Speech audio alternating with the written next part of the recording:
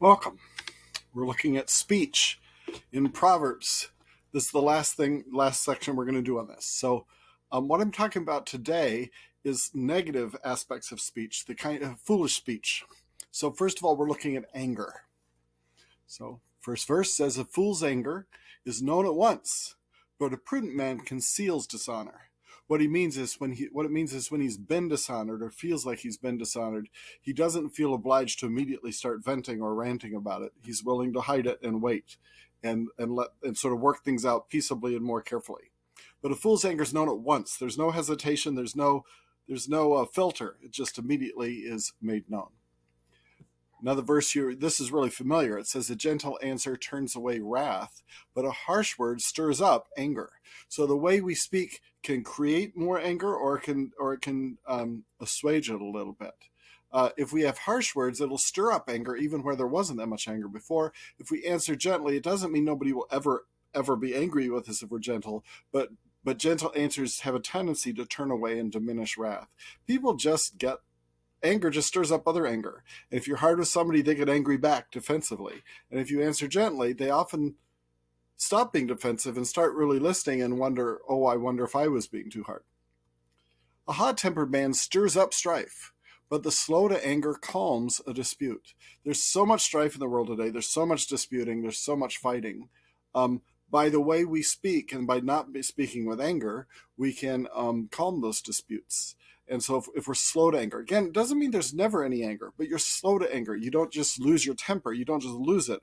You gradually think things through, you ponder them, and if you decide that anger is an appropriate response, you can have that response. But it's never out of control. It's never temper. And a hot-tempered man is somebody who doesn't think twice. He doesn't control himself. It just sort of takes over him. He's overcome with anger, and that stirs up strife. The beginning of strife is like letting out water, so abandon the quarrel before it breaks out. This is saying, imagine that you have a dam and you let just a little bit of water through. Well, before long, as it floods through, it breaks the whole dam down and you've got a flood going. And so this is saying that's what it's like just at the very beginning of an argument. You're letting it begin to get going.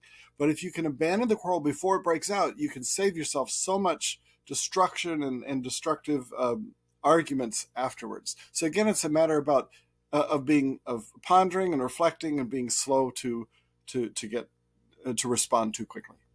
Slow to respond. A man's discretion makes him slow to anger, and it is his glory to overlook a transgression. All right, so this is not talking about overlooking a transgression in the sense of not being willing to preach against sin or not willing to bring things up when it is our place. If I'm a parent, I need to keep my children understanding what the right and wrong are. If I'm a teacher, I need to warn things about people about things and so on. But what this is talking about is those personal offenses, that somebody offends me or hurts my feelings or does something which is maybe wrong against me. And it says it is my glory to overlook that. It is honorable for me not to get angry and proud about it. This is so important because, and we'll look at this again later on, it feels dishonorable to let a slight go. It feels like our pride is at stake when somebody offends us and we have to defend it. But this is saying it's our glory to overlook that. It's our glory to just let things go, to just be chill about it. A man's discretion makes him slow to anger. Discretion is that quality in Proverbs that means that you think before you speak, think before you act. You look ahead, you have foresight, you have prudence, and you realize what the wise thing to do is. And it has a lot to do with being willing to keep secrets and keep your tongue and not tell everybody everything. And if you're discreet, you're going to want to be slow to anger, because in anger, you blurt things out you wish you hadn't said later. Keeping away from strife is an honor for a man, but any fool will quarrel. Again, this is the opposite of the way it feels to us. We feel when somebody offends our honor, we feel when somebody offends our pride, that it is honor for us to show how angry we are and to yell back or take action or take vengeance or something. We feel dishonored by people, disrespecting us. But this says there's an honor in keeping away from strife. But any fool will quarrel. There's no honor in quarreling. That's not an honorable thing. That's just what any fool does. A stone is heavy and the sand weighty, but the provocation of a fool is heavier than both of them. If you pick up like a sandbag, those things are really heavy compared to how big they are. And a stone can be really heavy. But this says to provoke a fool is even heavier than both of them. So don't provoke fools. Just don't get engaged. Don't fight back with them. It's not that pleasant or helpful. A fool always loses his temper, but the wise man holds it back. I think it means his own temper. He holds his own temper back. Again, being foolish is what is associated in Proverbs with losing your temper, but a wise man holds it back. It doesn't mean he doesn't think something's wrong or he doesn't eventually respond to it, but he doesn't lose control. Then this very interesting one. If you've been foolish in exalting yourself, or if you've plotted evil, put your hand on your mouth. For the churning of milk produces butter, and pressing the nose brings forth blood, so the churning of anger produces strife. This is so interesting. If you churn milk, it doesn't stay milk. It turns into butter, and you shouldn't be surprised. If you press your nose, just like you were pressing that butter, if you press your nose hard enough, it brings forth blood. You shouldn't be surprised. And if you press or churn your anger, well, guess what? It brings forth strife. Don't be shocked, because that's just what will inevitably happen.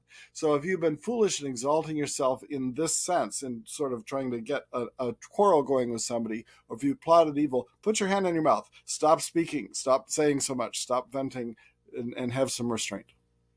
Malice. A lot in Proverbs, surprisingly, about people who speak with wicked intent. And we need to realize that this happens. Seems like, it is something that we just need to be aware of.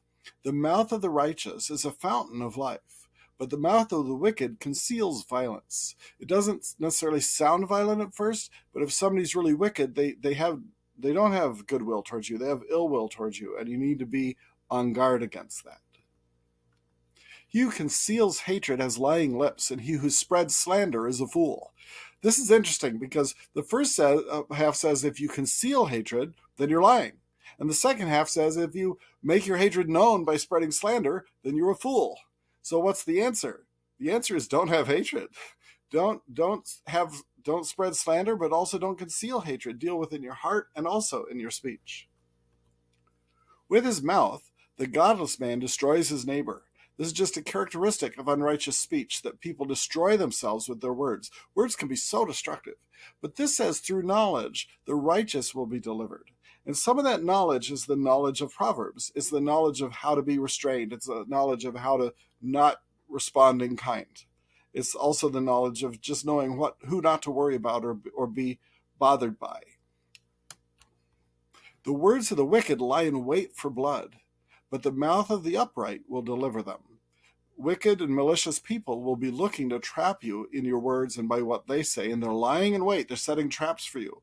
And if you don't respond with wisdom, if you don't respond with restraint, if you lose your temper, you'll say things that they will have been trying to provoke you to say. But the mouth of the upright, because they're speaking wisely and kindly and righteously, it will deliver them. Deceit is in the heart of those who devise evil, but counselors of peace have joy. I think this means they have joy within themselves, but it may also mean that they have joy to offer to others.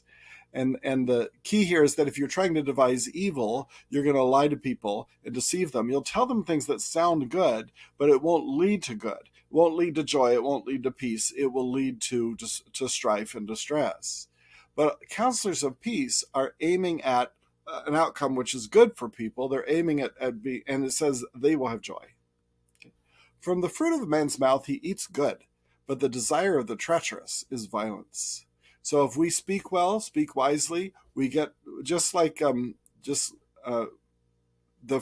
our speech actually returns to us, and we eat good. That is, we experience good things as a result. We experience peace, we experience calm, we experience no strife, we experience better relationships in our marriages, with our children, our parents, in our community, with our coworkers, everywhere. But the desire of the treacherous is violence. So the treacherous is somebody who pretends to be on your side and then isn't, or who is untrustworthy, can't be depended on, and they don't keep any promises they do make. They don't mean anything they do say. So both, it's not just that their words are wrong only, but their whole desire is set towards violence. This is an interesting one. It's talking about malice towards parents, particularly. He who curses his father or his mother, his lamp will go out in time of darkness. Just says it'll eventually return on you, and you'll wish to you, and you'll wish you'd had more honor for your parents. This does not mean again that every parent is a good parent. Sometimes there's very ungodly parenting, and but it's not on you. It's not on us to curse them. It's on God to deal with whatever needs to be dealt with. Do not be a witness against your neighbor without cause, and don't deceive with your lips. This is talking about lying. Being a witness against somebody without cause, that is when it's bearing false witness, deceiving with your lips, because maybe you were going to get something out of it, or maybe you're going to get them in trouble in a way which was to your benefit. But it says, don't do that. And then this verse, scorners set a city aflame, but wise men turn away anger. Scorners are people who just mock and make light of serious things, and just rather than giving reasoned responses, they just mock it, and are skeptical of things they should be paying attention to. But it says wise men turn away anger. The eye that mocks a father, more about parents, and scorns a mother, the ravens of the valley will pick it out, and the young eagles will eat it. And then finally, I don't know if it's finally, but this one, he who digs a pit will fall into it. Oh, I know what this is. This is part of a long passage that I couldn't fit on one screen. So we're going to look at this verse on this screen and then a much longer set of verses on the next screen. He who digs a pit will fall into it, and he who rolls a stone, it will come back on him. That makes more sense in the context of the verses we'll look at the next page. What it's saying is God's watching, and you can think you're getting away with things, but what you do wrong to others will turn back on you sooner or later. And here's the verses that are around that. One is, a lying tongue hates those it crushes, and a flattering mouth works ruin. This again is just a warning against people who are malicious with their speech. There are people who are lying and flattering and trying to tell you all sorts of wonderful things, but it's only to ruin you. It's only to crush you. And then this long passage just before those verses says this, like an earthen vessel overlaid with silver dross. So you have like a crude earthen pot, and then you put the silver outside on it to make it look really expensive and really valuable. That says that's burning lips and a wicked heart. People who speak out of wickedness, but they try to cover it up. It says he who hates disguises it with his lips, but he lays up deceit in his heart. When his voice is gracious, do not believe him, for there are 7 abominations in his heart. Though his hatred covers itself with guile, his wickedness will be revealed before the assembly. It means eventually he will be shown for what he is. So this again is a warning. If you know that somebody's a wicked person who just constantly lies, don't fall for what they say. Don't listen to what they say, because they are eventually going to be found out to have been lying, no matter how gracious they seem. There's 7 abominations in their heart. That means they're completely full of abominations. And then finally, verses about gossip and slander. He who despises his neighbor lacks heart, but a man of understanding keeps silent. He who goes about as a talebearer reveals secrets, but he who is trustworthy conceals a matter. The idea is that if I know something damaging about you, but there's no reason for me to have to share it. It's not that then I should be silent. I should keep quiet. It's not my problem to spread that to everybody. It's about keeping confidences and covering for people when they have made mistakes they'd rather not have to tell everybody about. It doesn't mean that we don't report things that need to be reported. If somebody's abusive, you probably should report them. If somebody's take out the probably, I guess. If somebody has broken the law, you can report that. If somebody's done something that you need to go get help with, report that. If somebody's, so this is not talking about not dealing with things, but if you're not part of the problem and not part of the solution, this is talking about sort of meddling, sort of saying, oh, I know something bad about this person. Let me just tell everybody I know. We get a lot of power and a lot of sense of importance when we can tell people how bad other people are. But this is kind of despising your neighbor. If you understand, you'll keep silent, and you will not go about revealing secrets. You'll be trustworthy, and you'll keep silent about things, both that you promised confidence on and just that you have no business really spreading. A worthless man digs up evil. He looks for things to say bad about people, while his words are like a scorching fire. A perverse man spreads strife, and a slanderer separates intimate friends. The things that a slanderer does will take people whose relationship is good and split it apart and make it bad. So what you need to do is be alert. If there's somebody who's always criticizing everybody, who's always looking for something to dig up, who's always speaking negatively about people, Proverbs is warning you that person can separate intimate friends. He can mess with your relationships. He can mess with your love for other people. He who conceals a transgression seeks love, but he who repeats a matter separates intimate friends. Again, if it doesn't mean that we don't deal with sin privately when we need to, but we don't go around sharing other people's faults with everybody we see. That's just not usually appropriate. The words of a whisperer are like dainty morsels, and they go down into the innermost parts of the body. Think of like a chocolate chip or something. Dainty morsel seems tiny. You swallow it, but it goes into your bloodstream and becomes part of you. And the words of a whisperer are like that too. We hear somebody saying, whispering gossip, whispering slander. Have you heard about this person? Or you know what? I saw them do this or heard them do that once, and we think it won't affect me. I know better. I'm not going to believe all of that. But it tastes delicious, and it gets into our bloodstream, and we start thinking less of that person. We start being colder towards that person. We stop caring about that person quite so much. And this says that's something we need to be aware of. That's the effect of whispering, slander, and gossip. He who goes out as a slanderer reveals secrets. Therefore, here it is, just don't associate with a gossip. If you know somebody who's constantly bad-mouthing everybody around you, this says don't even associate with them. Now, that doesn't mean you can't share the gospel with them, you can't be friends with them, you can't meet their needs, but just don't make them your friend. Don't make them this who you hang out with. Bad company corrupts good morals. Argue your case with your neighbor. Don't reveal the secret of another, or he who hears it will reproach you, and the evil report about you will not pass away. The point here is you argue your case with your neighbor rather than revealing it to everybody. You go to him and say, I wish you hadn't done this, or I don't think you should have done this, or you shouldn't behave this way. You deal with him directly. This is particularly true in the church. If somebody sins against you, go to them and bring it up. If you need to go to somebody else who can be part of the solution, that can be okay. But you don't just start venting it around, saying it to everybody. Or else he who hears about it will reproach you, and then the evil report about you will not pass away. The north wind brings forth rain, and a backbiting tongue, an angry countenance. So just like if you're used to watching the weather and you learn that in your area the north wind will bring rain, you see the north wind and you think, we're going to have rain later.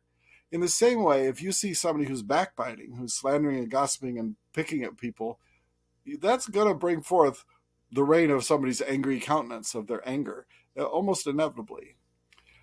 This is interesting. Like one who takes a dog by the ears is he who passes by and meddles with strife not belonging to him. There are people who crave getting in the middle of other people's problems. They love looking for the fights because they want to get in the middle of them and stir them up. And that's like going by and taking a dog by the ears. Don't think about a cute little house pet dog. Think about a wild dog out in the street. You don't run up to it and take it by the ears. That's just foolish. And this is the same as one who passes by and meddles with strife not belonging to him.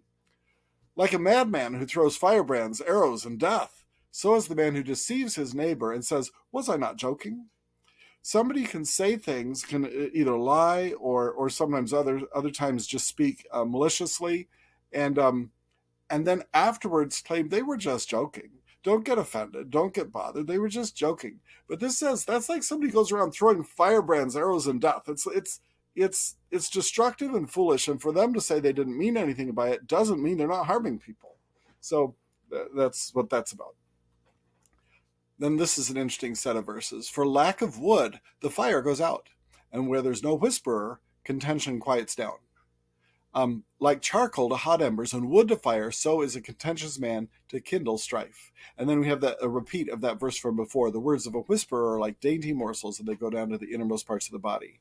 If you find that you'll find that there's certain people that wherever they go, there's always strife. Wherever they go, there's always whispers of how wrong everybody is and what's been done wrong.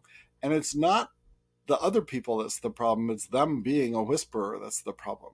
A contentious man will just kindle strife like charcoal to hot embers. And then finally, do not slander a slave to his master, or he will curse you and you will be found guilty. This is just a minor one. Just like there's ones that talk about specifically parents, this talks specifically about going to a slave and slamming him to his master. And you can get away with that, but eventually he might curse you and you might be found to be the guilty one later on. Okay. All those different things are aspects of wrong speech that we need to be wise, we need to be aware of. We need to notice that in others. We need to notice that in our political leaders. We need to be careful to be wise and prudent about what kinds of speech we honor, what kinds of speech we pass on, what kinds of speech we emulate.